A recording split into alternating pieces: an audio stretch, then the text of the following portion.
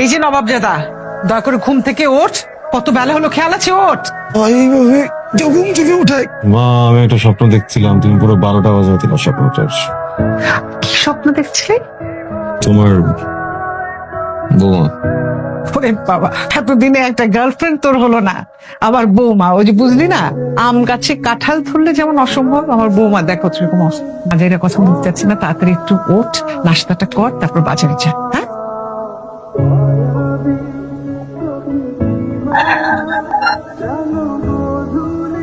দেখে হাঁটবেন না, হ্যাঁ? এইভাবে কেউ চলে আসে রাস্তার মাঝে? সরি,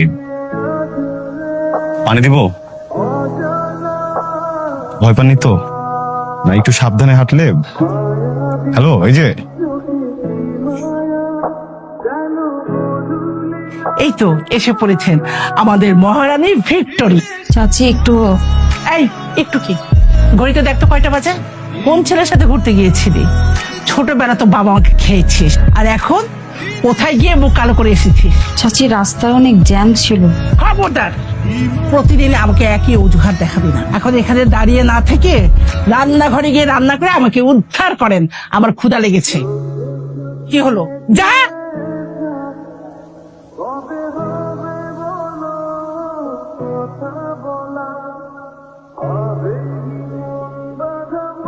হ্যাঁ বল।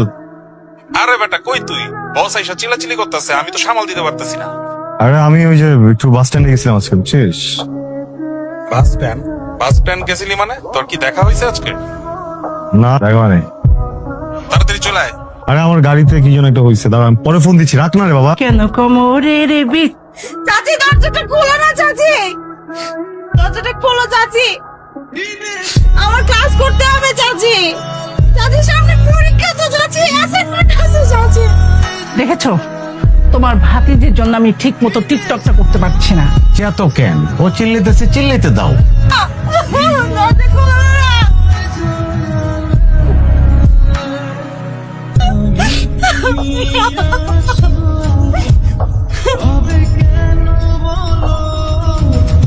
দাঁড়, তৈরি হয়ে নে।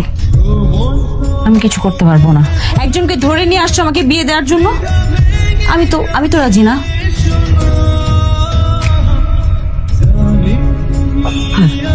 ও গড, আবার এই মেয়ে, এই যে ওরা আদি। ওরা ওরা আমাকে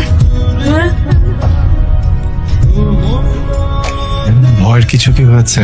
না, ওনার হার্টে কি কোনো প্রবলেম আছে? ডক্টর, আমি সেটা বলতে পারছি না শিওর।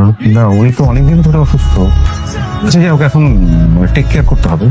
টেক কেয়ার করা ছাড়া এই মুহূর্তে কিছু নেই। কালকে সকালে ফাইনাল রিপোর্ট আসলে আমি প্রেসক্রিপশন করবো। হ্যালো, আপনি আমাকে কেন হেল্প করতে গেলেন? কেন আমাকে মরে যেতে দিলেন না? মরার কথা কেন বলছেন? এভাবে বেঁচে থাকার চাইতে মরে যাওয়াটা অনেক ইজি। দেখেন, আমি আসলে জানি না আপনার কি হয়েছে, কিন্তু একটা কথা বলবো, মরে গেলেই যে সব প্রবলেম সলভ হয়ে যাবে এই ধারণাটা কিন্তু ভুল। আমার মনে হয় কেউ যদি বেঁচে থেকে নিজের প্রবলেমগুলোকে ফেস করে, প্রবলেমগুলোর সম্মুখীন হয়, ওটাই কিন্তু জীবনের সার্থকতা। নিজের বাড়িতে নিজে থাকতে পারতেছি না। আপনি চাইলে কিন্তু আপনার প্রবলেমগুলো আমার সাথে শেয়ার করতে পারেন। মানে আসলে আমি আমার চাচা চাচির সঙ্গে থাকি এখানে।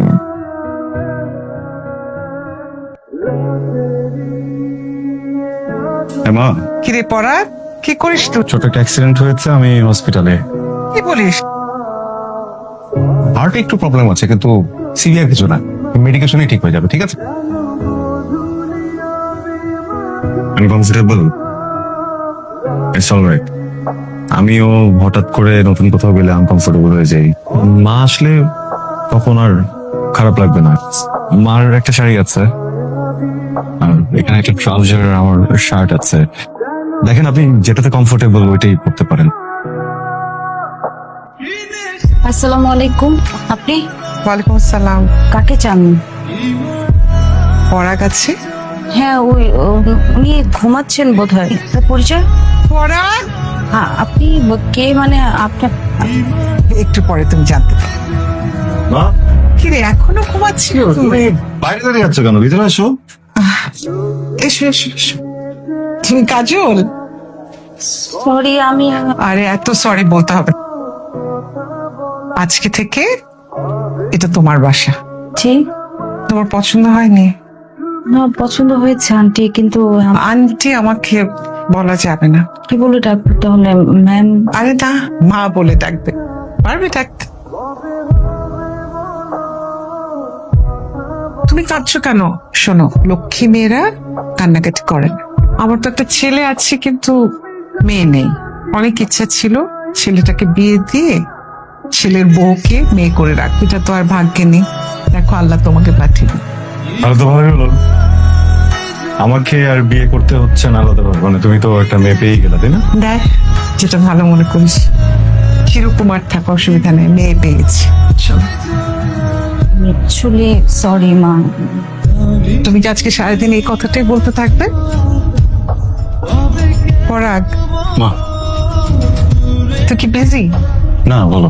তুই কি আমার জন্য একটা কাজ করবি? কাজল না বাসায় থাকতে থাকতে খুব বোর হয়ে গেছে বাবা। ওকে একটু বাইরে থেকে ঘুরিয়ে নিয়ে আয়, মনটা ভালো হবে। আমার শরীরটা ভালো লাগছে না, আমি একটু রেস্ট করতে চাই। তুই কি যাবি? Sure. আমি তাহলে বলি ওকে রেডি হয়ে যেতে। তুই রেডি হলে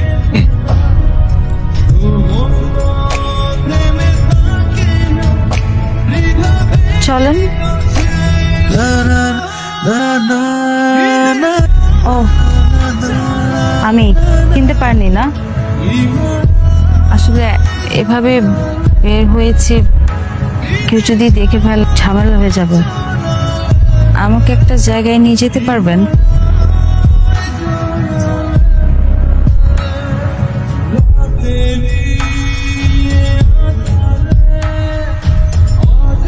তুই এই বাড়িতে কেন এসেছিস? লজ্জা করলো না এই বাড়িতে আসতে? এই বাড়ির মেয়েরা কখনো পালিয়ে যায় না। ছি!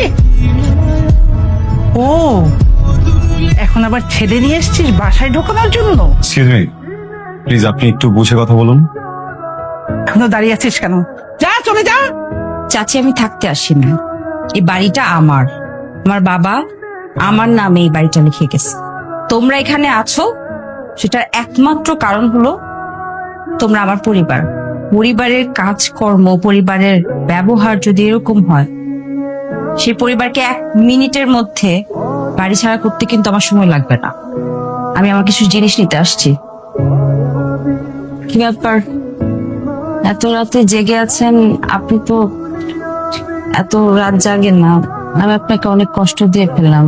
একটা গল্প শুনবেন? আমি একজন মানুষকে খুব ভালোবাসি। তাকে প্রথম দেখেছিলাম বাস স্ট্যান্ডে, বোরখা পরা একটা মেয়ে বাসের জন্য অপেক্ষা করছে। আসলে আমি তাকে পুরোপুরি ভাবে দেখিনি, জাস্ট চোখ দুটো দেখা যাচ্ছিল। হঠাৎ করে একদিন ওই মানুষটা বোরখা ছাড়াই আমার সামনে চলে আসছে। ভাগ্যের পরিহাস দেখেন, শুধু চোখ দেখে যে মানুষটাকে এত ভালোবেসে ফেলেছি, পুরো চেহারা দেখে ওই মানুষটাকে আমি চিনতে পারি না। আপনি এত ভাবছেন আপনাকে সব কথা কেন বলছি, তাই না? কারণ আছে, ওই মানুষটাকে আপনি চেনেন।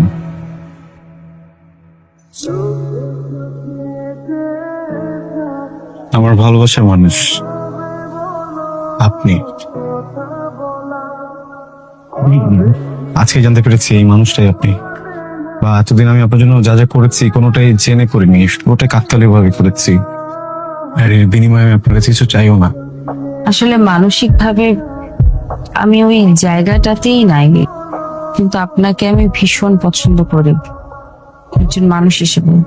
আপনি, মা, যদি দুজনে এই যে পূর্ণ ছোট্ট ভালোবাসার একটা জায়গা, এখানে অনেক আরাম। আপনি আমাকে বিয়ে করবেন?